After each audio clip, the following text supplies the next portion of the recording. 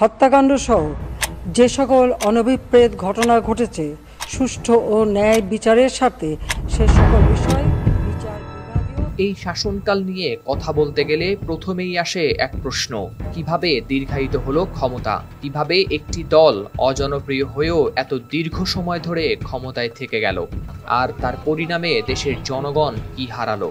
এই প্রশ্নের উত্তর খুঁজতে গেলে বেরিয়ে আসে একের পর এক গল্প, যেখানে রয়েছে ক্ষমতার লোভ, নৈতিকতার পতন এবং গণতন্ত্রের বুনিয়াদকে ধ্বংস করার ঘটনা প্রবাহ, যার শুরুটা হয়েছিল 2008 সালের 29 ডিসেম্বর এক 11 সরকার পরবর্তী বাংলাদেশে এক নতুন যুগের সূচনার মধ্য দিয়ে। নবম জাতীয় সংসদ নির্বাচনে বিপুল ভোটে একচেটিয়া জয়লাভ করে আওয়ামী লীগ, যার নেতৃত্বে ছিলেন শেখ হাসিনা। সে সময় দেশের মানুষকে স্বপ্ন দেখানো হয়েছিল পরিবর্তনের, উন্নয়নের, গণতন্ত্র পুনরুদ্ধারের নামে কথিত ডিজিটাল বাংলাদেশের। কিন্তু সেই স্বপ্ন ধীরে ধীরে রূপ নেয় এক বিভীষিকাময় বাস্তবতায়। 15 বছরের শাসনকালে বিশ্বজুড়ে আলোচনায় স্থান পায় আওয়ামী লীগ সরকারের ক্ষমতার অপব্যবহার আর মেগা প্রকল্পের নামে ব্যাপক লুটপাট।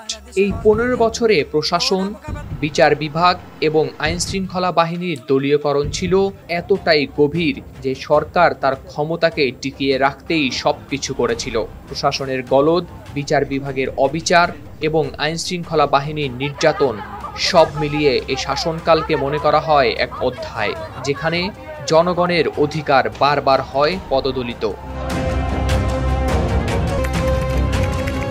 এই শাসন ব্যবস্থার পেছনে ছিলেন কিছু উচ্চপদস্থ কর্মকর্তা, যারা সরকারকে ধরে রাখার জন্য করেছেন নিজেদের ক্ষমতার অপব্যবহার। তাদের মধ্যে অন্যতম ছিলেন এইচ.টি. ইমাম, যিনি প্রশাসনকে দলীয়করণের মাধ্যমে প্রভাবিত করেছিলেন নির্বাচনকে। 2014 সালে তার স্বীকারোক্তি আজও দেশবাসীর মনে গেঁথে আছে, যেখানে তিনি বলেছিলেন কিভাবে প্রশাসনের সদস্যদের ব্যবহার করা হয়েছে নির্বাচন পরিচালনার কাজে। আইন শৃঙ্খলা বাহিনীর সদস্য ও প্রশাসনের কর্মকর্তা কর্মচারীদের দেশপ্রেম ও জীবন বাজি রেখে সাহসিকতাপূর্ণ ভূমিকার কথা স্মরণ করাটাকে যারা অন্যায় হিসেবে বিবেচনা করে ভুল ব্যাখ্যা করছেন, তাদের বিবেকের কাছে জিজ্ঞাসা, সেদিন নির্বাচন না হলে, গণতন্ত্র ব্যাহত হলে, উগ্র জঙ্গি গোষ্ঠীর উত্থানের মধ্য দিয়ে দেশের উন্নয়নের গতি থেমে গেলে তাতে কাদের কতটুকু লাভ হতো তা একবার দয়া করে ভেবে দেখবেন কি? এর মধ্যে ছিলেন বিচার বিভাগের প্রধান এবিএম খায়রুল হক। তিনি সেই ব্যক্তি যিনি তত্ত্বাবধায়ক সরকার ব্যবস্থা বাতিলের মাধ্যমে দেশের নির্বাচন ব্যবস্থাকে করেন ধ্বংস। তার এই সিদ্ধান্ত গতিপথ নির্ধারণ করে দিয়েছিল পরবর্তী 14 বছরের শাসন ব্যবস্থার, যার কলমের খোঁচায় ধ্বংস হয়ে যায় সুষ্ঠু নির্বাচন ব্যবস্থা। আওয়ামী লীগের ক্ষমতাকে শক্তিশালী করতে আরও গুরুত্বপূর্ণ ভূমিকা পালন করেন মেজর জেনারেল অবসরপ্রাপ্ত তারিক আহমেদ সিদ্দিক এবং সাবেক সেনাপ্রধান জেনারেল অবসরপ্রাপ্ত আজিজ আহমেদ। এরা সামরিক বাহিনীতে রাজনীতির অনুপ্রবেশ ঘটিয়ে করেন দলীয়করণ, অনেক মেধাবী অফিসারের ক্যারিয়ারে তৈরি করেন প্রতিবন্ধকতা এবং গুমের ঘটনার মাধ্যমে দমন করেন সরকার বিরোধীদের। এসবের মাধ্যমে তারা সরকারকে ক্ষমতায় ধরে রাখার জন্য করেন নিজেদের ক্ষমতার সর্বোচ্চ অপব্যবহার।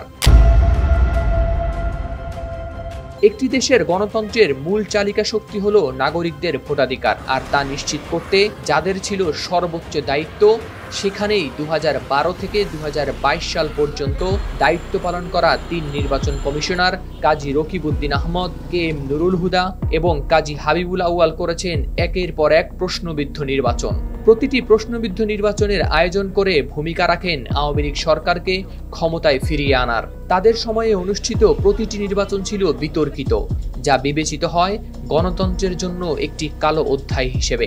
এই যে রক্তারক্তি গন্ডগোল আমরা চাই না, কখনোই চাই না। সরকারের আয়ের বড় একটি খাত বিদ্যুৎ খাত, আর এই বিদ্যুৎ খাতের দুর্নীতি এবং অপব্যবহারের পেছনেও ছিলেন উচ্চপদস্থ কর্মকর্তারা। সাবেক প্রধানমন্ত্রীর মুখ্য সচিব মোহাম্মদ আবুল কালাম আজাদ এবং আহমদ কায়কাউস বিদ্যুৎ খাতের চুক্তি এবং নবায়ন প্রক্রিয়ায় নিজেদের স্বার্থকে অগ্রাধিকার দিয়ে দেশের অর্থনীতিতে সৃষ্টি করেন বিশাল চাপ। তাদের এই কর্মকাণ্ড দেশের বিদ্যুৎ খাতকে ঠেলে দেয় একটি সংকটময় পরিস্থিতির মুখে।